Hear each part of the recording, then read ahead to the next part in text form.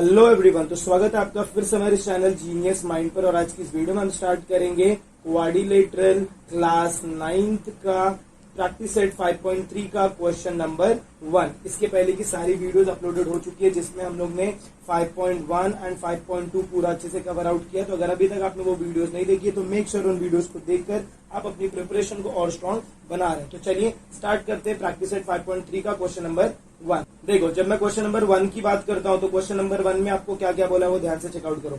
Diagonals of rectangle ABCD intersect at point O. तो दो diagonal दिख रहा है। देखो यहाँ पर एक एसी डायगनल है और बीडी डायगनल है। सबसे पहले आपको बता दो डायगनल क्या होता है। डायगनल मतलब क्या, जो दो अपोजिट, ये एक एंगल है और ये एक एंगल है, ये एंगल को जो लाइन ज्वाइन करेगी उसे हम क्या बोलेंगे भाई, तो डायगनल बोलेंगे। इसके बाद क्या बोला, देखो if AC is equal to 8 centimetre, मतलब ये जो एसी है, एसी का वैल्यू आपको कितना दिया, तो 8 सेंटीमीटर दिया है।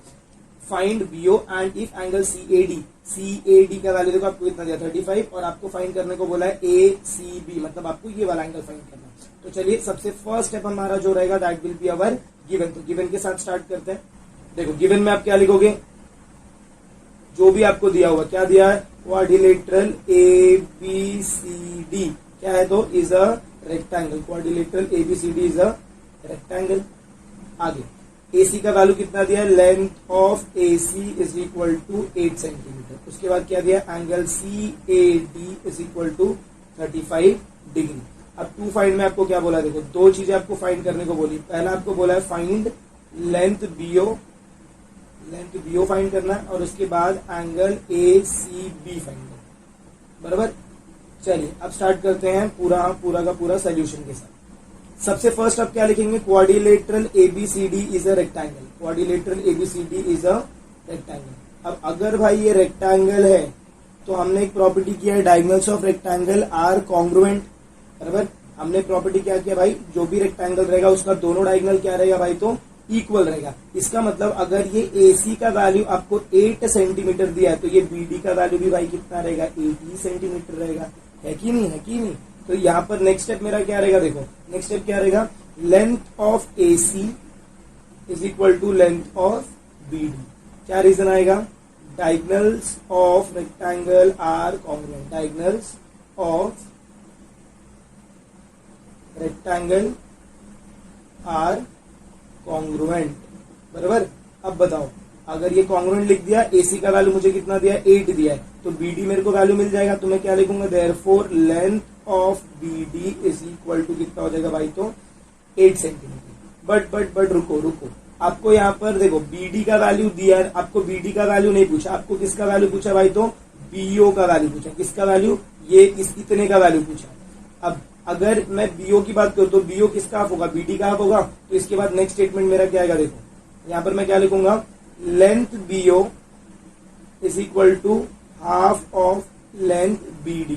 इसका रीजन क्या आएगा भाई, तो diagonals of rectangle are bisector of each other. Diagonals of rectangle are bisector, ये दोनों क्या है भाई, तो बाइसेक्टर ऑफ ईच अदर। अगर बाइसेक्टर रहेंगे तो ये दो इक्वल पार्ट्स में डिवाइड कर रहे हैं, इसलिए हमने क्या लिख दिया, वहां पर हाफ लिख दिया। अब बताओ, लेंथ ऑफ BO को ऐसे रहने दो, यहाँ पर हाफ लिखो, BD की जगह क्या लिखोगे, 8। अब इसका जब मैं फर्दर सॉल्विंग करूंगा तो मेरे को लेंथ ऑफ BO कितना मिलेगा, therefore length of BO is equal to 4 centimetre. ये रहेगा आपका प्रॉपर आंसर, इसको रखो दिल में। चलिए इसके बाद एक नेक्स्ट स्टेटमेंट आपका बाकी रह गया। क्या बाकी रह गया, देखो ये तो हमारा कंप्लीट आउट हो गया। नेक्स्ट स्टेटमेंट में आपको क्या बोला भाई, एंगल का बात किया लोगों। एंगल में देखो आपको क्या दिया, एंगल CAD दिया। देखो यहाँ पर डायग्राम में मैंने पहले मार्क करके रखा है, एंगल CAD आपको दिया 35 डिग्री, और ये आपको पूछ रहे हैं कि ये एंगल बताओ कितना रहेगा। तो अगर मैं आपको बोलूं कि इसमें जो अपोजिट साइड से रहते हैं, अपोजिट साइड्स ऑफ रेक्टेंगल कैसा रहता है भाई, तो पैरेलल रहता है। इसका मतलब क्या हो जाएगा, ये लाइन इसको पैरेलल है, और अगर ये लाइन इसको पैरेलल है तो ये क्या हो जाएगा, ट्रांसवर्सल। और अगर ये ट्रांसवर्सल है तो ये कौन सा एंगल बना रहे, देखो ध्यान से, Z दिख रहा है क्या, ध्यान से अगर आप चेकआउट करो तो ये आपको Z दिखेगा। देखो यहां से ऐसे, फिर ऐसे, फिर ऐसे, Z दिख रहा है। और Z अगर बन रहा है तो कौन सा एंगल भाई, तो ऑल्टरनेट एंगल। कौन सा एंगल, ऑल्टरनेट एंगल। तो अब मैं ऑल्टरनेट एंगल लगा के ये क्वेश्चन को फर्दर सॉल्व आउट करूंगा। चलिए इसके बाद जब आपका फर्स्ट स्टेप रहेगा तो फर्स्ट स्टेप में देखो क्या है, सबसे पहले जो काम करेंगे आपको, आप क्या लिखेंगे, देखो साइड आपका कौन सा, मैंने आपको बोला साइड AD। डायग्राम ध्यान से चेकआउट कर देना। Side AD is congruent to side BC। Reason क्या आएगा? Opposite sides of rectangle, opposite sides of rectangle are parallel. Opposite sides of rectangle क्या है भाई? तो पैरेलल। अच्छा, अगर ये पैरेलल है तो ट्रांसवर्सल मैंने क्या बोला? हमारा ट्रांसवर्सल क्या रहेगा? AC। देखो ये जो दो पैरेलल लाइन को ज्वाइन करता है वो हमारा ट्रांसवर्सल रहता है, तो ट्रांसवर्सल क्या लिखोगे भाई? तो on transversal, on transversal AC। कौन से दो एंगल इक्वल रहेंगे? तो ध्यान से देखो, angle ACB is congruent to angle ACB is congruent to angle DAC, या तो फिर आप लिख सकते हो CAD। अगर आप ध्यान से डायग्राम चेक करो तो देखो ACB बोला मतलब ये कौन से एंगल की बात कर रहे हैं? देखो ACB बोल रहे हैं मतलब ये हो गया मेरा A से C से B, मतलब ये वाला एंगल हो गया, और CAD बोला मतलब ये वाला एंगल की बात कर रहे हैं, तो ये दोनों एंगल हमने लिखा। चलिए आगे देखते हैं। अब दोनों एंगल अगर आपकी इक्वल हो जाएंगे, रीजन क्या है लिखेंगे इसका? तो भाई alternate angle theorem, alternate angle theorem. अच्छा, अगर इसमें से एक एंगल आपको दिया है, देखो कितना दिया है क्वेश्चन में हमने लिखा है, देखो CAD का वैल्यू 35 दिया है और AC भी आपसे पूछा है, देयरफॉर आप क्या लिखोगे? Therefore angle ACB is equal to 35 degree. इसके बाद आपको एक चीज लिखना, that is your final answer. Final answer में आपको लेंथ पहले BO पूछा था, तो लेंथ BO आपको कितना हो गया? तो 4 सेंटीमीटर हो गया, और एंगल ACB पूछा है तो ACB कितना हो जाएगा भाई? तो 35 डिग्री हो जाएगा। तो आई होप आपको एक क्वेश्चन समझ में आया। तो चलिए मूव ऑन करते हैं next question, that is your question number 2 की तरफ। चलो, जब मैं क्वेश्चन नंबर 2 को देखूंगा तो क्वेश्चन नंबर 2 देखो जरा ध्यान से। क्वेश्चन में आपको क्या बोला भाई? तो क्वेश्चन में लोग बात कर रहे हैं किसकी? तो रोम्बस की बात हो रही है। किसकी बात हो रही है भाई? रोम्बस। क्या बोला? Quadrilateral PQRS is a rhombus. अभी ध्यान देना, मैं आपको ये क्यों बता रहा हूँ क्योंकि रोम्बस का बात हो रहा है, क्योंकि हमको उसका ही प्रॉपर्टी यूज करना है। क्वेश्चन में रोम्बस बोला तो रोम्बस का प्रॉपर्टी, रेक्टेंगल बोला तो रेक्टेंगल का प्रॉपर्टी, स्क्वायर बोला तो स्क्वायर का प्रॉपर्टी। PQ का वैल्यू देखो कितना? 7.5, QPS आपको 75 डिग्री, और फाइंड करने को बोला है एंगल। तो चलिए फर्स्ट स्टेप में आप क्या लिखेंगे? देखो सबसे फर्स्ट आप क्या लिखो भाई? तो गिवन। गिवन में आपको क्या दिया है? क्वाड्रिलेटरल PQRS आपका क्या भाई? तो रोम्बस है। Quadrilateral PQRS is a rhombus, बराबर। और अगर ये रोम्बस है तो यहाँ पर देखो आपको लेंथ PQ कितना दिया है? लेंथ PQ कितना दिया भाई? तो 7.5, और एंगल QPS आपको कितना दिया? तो 75 डिग्री। टू फाइंड में क्या बोला है? दो चीजें बोलिए टू फाइंड में। सबसे पहले आपको बोला है फाइंड लेंथ QR बोला है, और उसके बाद ये फर्स्ट स्टेटमेंट फाइंड करने को बोला है, फिर सेकंड स्टेटमेंट बोला है एंगल PQR, और थर्ड बोला है एंगल SRQ। ये दो चीजें फाइंड करने को बोली। अगर मैं डायग्राम में इसको लोकेट करूं तो एंगल लेंथ QR देखो किधर दिख रहा है? इधर दिख रहा है, मतलब आपको ये फाइंड करना है। उसके बाद PQR मतलब आपको ये एंगल फाइंड करना है और ये एंगल फाइंड करना है। तो चलिए सबसे पहले लेंथ QR की बात करते हैं। अच्छा, अगर मैं आपसे पूछूं कि रोम्बस जो है ये बना किससे है, तो रोम्बस भाई बनता किससे? तो स्क्वायर से। रोम्बस किसका भाई है? तो स्क्वायर का भाई है। स्क्वायर में सारा साइड इक्वल रहता है, यस। तो इसका मतलब रोम्बस में भी क्या रहेगा? सारा साइड इक्वल रहेगा। चलिए सोल्यूशन का फर्स्ट स्टेप देखो। सोल्यूशन का फर्स्ट स्टेप में क्या लिखूंगा? Quadrilateral PQRS is a rhombus. ये मेरा क्या है भाई? तो रोम्बस है। अच्छा, और अगर ये रोम्बस है इसका मतलब क्या होगा? इसके साइड्स क्या रहेंगे? इक्वल रहेंगे। तो मैं क्या लिख दूंगा? देखो मेरे को क्या चाहिए? मेरे को किसका वैल्यू दिया? तो PQ का वैल्यू दिया है। PQ का वैल्यू कितना दिया? 7.5 दिया, बराबर। और QR का वैल्यू आपका कितना हो जाएगा भाई? तो 7.5 हो जाएगा। तो देयरफॉर आप क्या स्टेटमेंट लिखेंगे? यहाँ पर आपका स्टेटमेंट क्या आएगा? Therefore PQ is equal to, यहाँ पर चाहिए तो लिख दो side PQ is equal to side QR। क्या रीजन आएगा भाई? तो अपोजिट नहीं लिखोगे, आप क्या लिखेंगे? Sides of. इधर हम अपोजिट नहीं, इधर सारे साइड्स इक्वल रहते हैं ना, तो हम क्या लिखेंगे? सिर्फ साइड्स ऑफ रोम्बस, बराबर।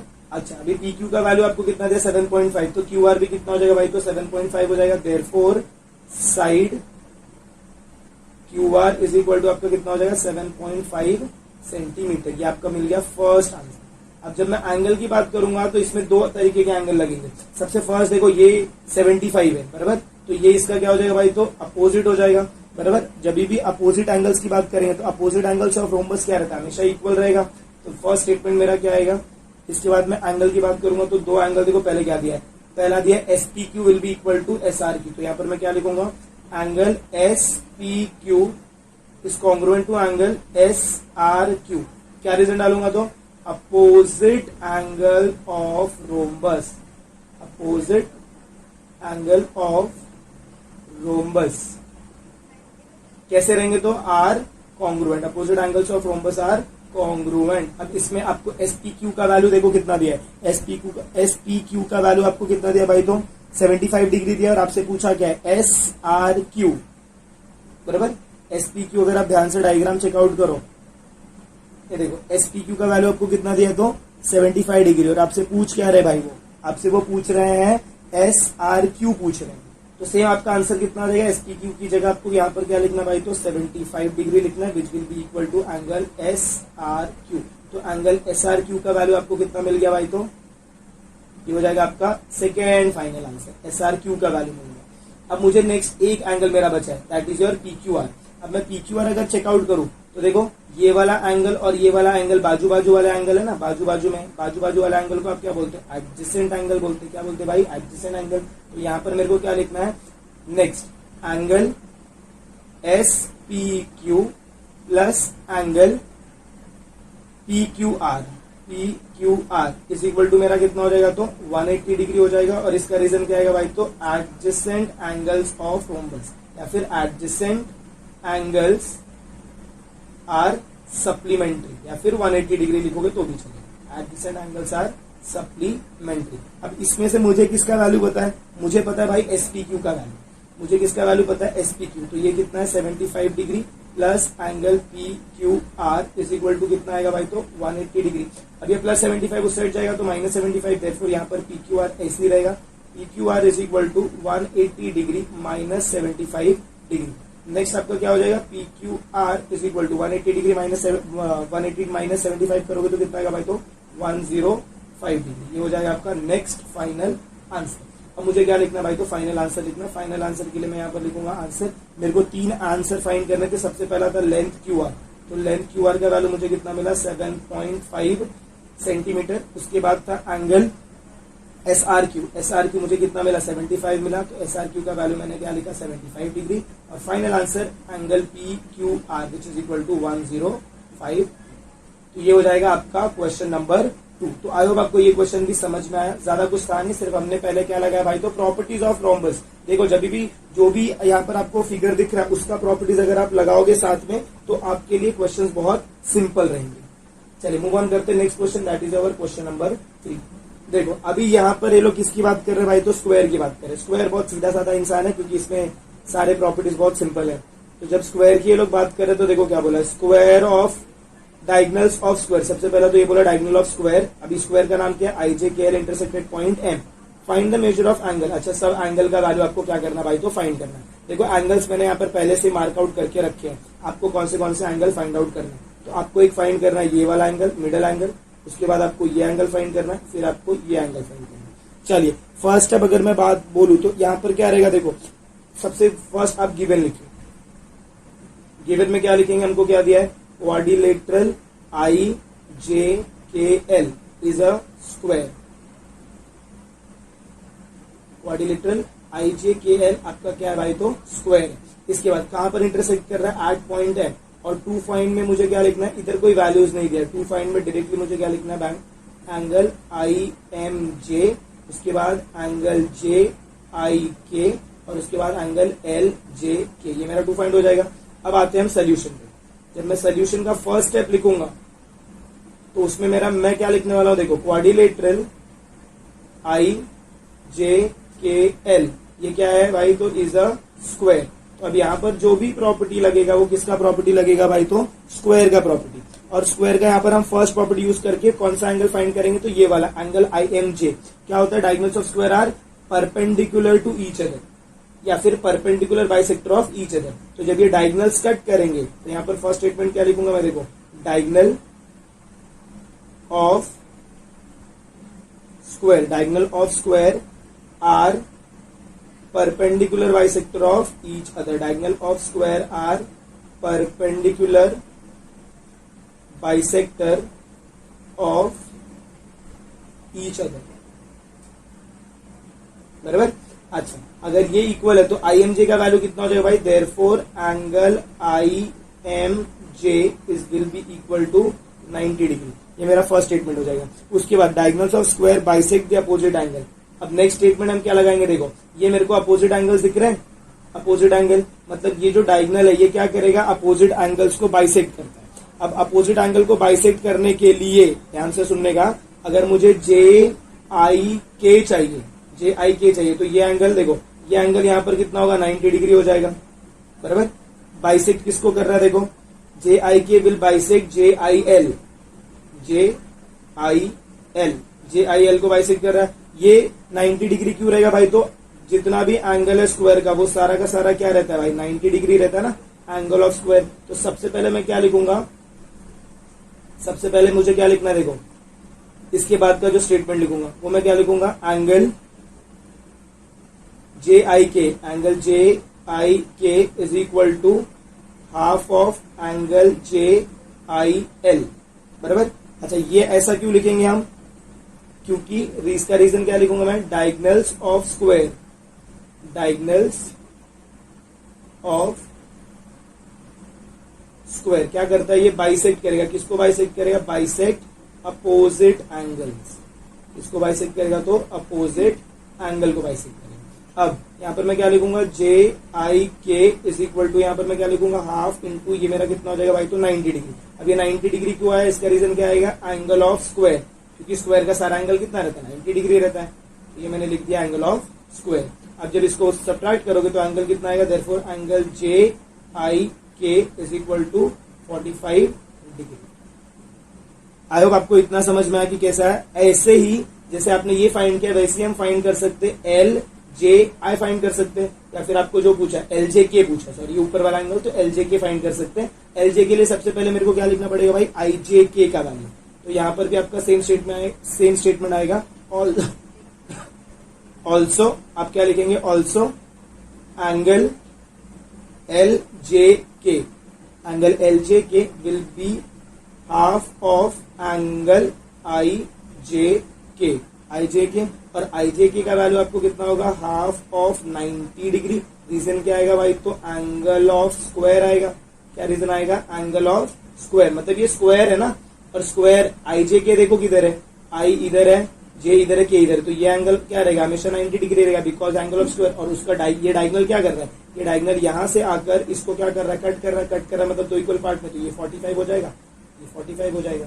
वही तो हम यहाँ पर लिख रहे हैं, बट खाली स्टेटमेंट के फॉर्म में लिख रहे हैं। तो ये कितना हो जाएगा भाई, तो आपका 45 degree. Therefore angle L J के is equal to 45 degree.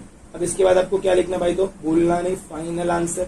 Final answer में क्या लिखेंगे, तीन चीजें आपको पूछी थी ना, तीन एंगल, तो फाइनल आंसर में मेरा तीन आंसर कौन सा आएगा, सबसे पहला आएगा I M J is equal to your 90 degree. उसके बाद जो नेक्स्ट आपने सेकेंड फाइंड किया that is your J I K, तो angle J I K is equal to कितना, 45 degree, and angle L J के इज इक्वल टू 45 डिग्री। तो आई hope आपको ये क्वेश्चन समझ में। तो चलिए मूव ऑन करते हैं next question, that is your question number 4। ये आपको एग्जाम में बहुत ही ऐसे टाइप के क्वेश्चन एग्जाम में जरूर से जरूर पूछते हैं, क्योंकि ये रोम्बस का बहुत ही फेवरेट क्वेश्चन होता है। देखो क्या बोला यहाँ पर, diagonals of rhombus are 20 and 21 centimetre, ये आपको गिवन है। इसके साथ क्या बोला, find the side of rhombus and its perimeter, मतलब रोम्बस में आपको क्या फाइंड करना है, पेरीमीटर फाइंड करना और साइड। ध्यान देना, पेरीमीटर कब मिलेगा, जब आपको सबसे पहले साइड मिलेगा, साइड के बाद ही तुम क्या फाइंड कर सकते हो भाई, तो पेरीमीटर, उसके पहले नहीं। और साइड फाइंड करने के लिए, साइड को फाइंड करने के लिए तुमको लगाना पड़ेगा पाइथागोरस थ्योरम। अब पाइथागोरस थ्योरम के लिए तुमको क्या चाहिए भाई, तो राइट एंगल ट्रायंगल। तो इसका मतलब होगा कि सबसे पहले मैं इसमें से क्या करूंगा, एक राइट एंगल ट्रायंगल बाहर निकालूंगा। कौन सा राइट एंगल ट्रायंगल बाहर निकालूंगा वो देखो अभी हम लिखते हैं। सबसे फर्स्ट स्टेप, गिवन में, यहाँ पर आपको गिवन में कुछ लिखना नहीं, अगर आपको लिखना है तो आप गिवन में क्या लिखोगे, देखो diagonals of rhombus, diagonals of rhombus कितना दिया, देखो डायगोनल्स ऑफ रोम्बस, दो डायगोनल ना, एक लेंथ एसी है, length AC is equal to 20 centimetre, और उसके बाद क्या है, लेंथ बीडी, लेंथ बीडी का वैल्यू कितना हमने कंसिडर किया, तो 21 सेंटीमीटर। टू फाइंड में क्या बोला है, side, first statement, and perimeter, side and perimeter. चलिए क्वेश्चन के साथ आगे बढ़ते हैं। अभी मैंने आपको कुछ थोड़ी देर पहले बोला था कि यहाँ पर हमें क्या कंसिडर करना भाई, तो ट्रायंगल कंसिडर करना। तो जो मैं ट्रायंगल कंसिडर करने वाला हूं, आप कोई भी कर सकते हो, क्योंकि यहाँ पर 4 के 4 राइट एंगल ट्राइंगल है, जो मैं कंसिडर करूंगा वो ये होगा,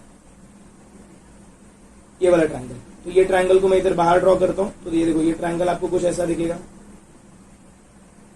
आपको भी ऐसे ड्रॉ करना ताकि आपकी अंडरस्टैंडिंग बहुत अच्छी हो, बराबर। ये एंगल हमेशा कितना रहेगा, 90 डिग्री। एंगल 90 डिग्री क्यों रहेगा, because diagonals of rhombus are perpendicular bisector of each other. तो सबसे पहले देखो मुझे क्या करना है, मुझे अगर ये ए बी का वैल्यू चाहिए तो मुझे ए ओ चाहिए और बी ओ चाहिए। अब ए ओ कैसे मिलेगा, ए ओ देखो किसका हाफ है, A O is half of A C, diagonals are bisector of each other. तो सबसे पहले मैं जब सोल्यूशन स्टार्ट करूंगा, तो सोल्यूशन स्टार्ट करेंगे, उसमें क्या लिखेंगे, quadrilateral ABCD is a rhombus, quadrilateral ABCD is a rhombus। अब अगर भाई ये रोम्बस है तो डायगोनल्स AC, देखो क्या लिखोगे, डायगोनल AC एंड BD क्या कर रहा है वो भाई, तो इंटरसेक्ट कर रहा है, इंटरसेक्ट एट पॉइंट M। अगर ये इंटरसेक्ट कर रहा है और AC का वैल्यू हमने कितना कंसिडर किया भाई, तो AC का वैल्यू हमने कितना कंसिडर किया, 20। तो यहाँ पर कितना दिया देखो, AC is equal to 20 centimetre and BD is equal to 21 centimetre. इसके बाद एक और स्टेटमेंट आप क्या लिखोगे, देखो AC से मुझे क्या मिलेगा भाई, तो AO मिलेगा। तो मैं यहाँ पर क्या लिखूंगा, डायगोनल्स, देखो क्या लिखेंगे, diagonals of rhombus bisect each other, diagonals of rhombus bisect each other. और अगर ये बाइसेक्ट कर रहे हैं तो हमको सबसे पहले क्या मिलेगा, AO। AO क्या होगा भाई, हाफ ऑफ AC होगा, लेंथ AC। सिमिलरली यहाँ पर दूसरा स्टेटमेंट में लिखूंगा, लेंथ BO। BO चाहिए हमको, यस, लेंथ BO। मुझे कैसे समझा BO, क्योंकि देखो ये ट्राइंगल में, एक ये ट्राइंगल में सबसे पहले यहाँ पर क्या है भाई, तो AO है और यहाँ पर क्या है BO। और BO किसका हाफ है, अगर आप ये डायगोनल में चेकआउट करो, यहाँ पर आपका BO है, this BO is half of BD, ये पूरे का हाफ है। चलिए आगे देखते हैं, तो लेंथ BO क्या हो जाएगा, length BO is equal to half of length of BD। अब बताओ AO का वैल्यू आपके पास नहीं है, हाफ इंटू AC का वैल्यू कितना भाई, तो 20। सिमिलरली यहाँ पर करेंगे तो लेंथ BD का वैल्यू नहीं दिया है, हाफ है, और BO, ये BO है, BD नहीं है, ये BO है, ये BD इधर है, और इसका वैल्यू कितना दिया है, 21। अब जब आप इसका हाफ लोगे तो आपको AO का वैल्यू देखो कितना मिलेगा, therefore length AO is equal to कितना सेंटीमीटर भाई, तो 10 सेंटीमीटर। और इसके साथ आपका लेंथ BO आपको कितना मिल जाएगा, तो 21 का हाफ। 21 का हाफ कितना होगा भाई, तो 10.5 सेंटीमीटर। आई होप आपको ये समझ में आया। चलिए अब वो ट्राइंगल को हम वापस बनाते, ये ट्राइंगल को देखो मैं वापस बनाता हूं, इन ट्राइंगल, ऐसा मेरे को वैल्यू दिया था, इन ट्राइंगल AOB, बराबर।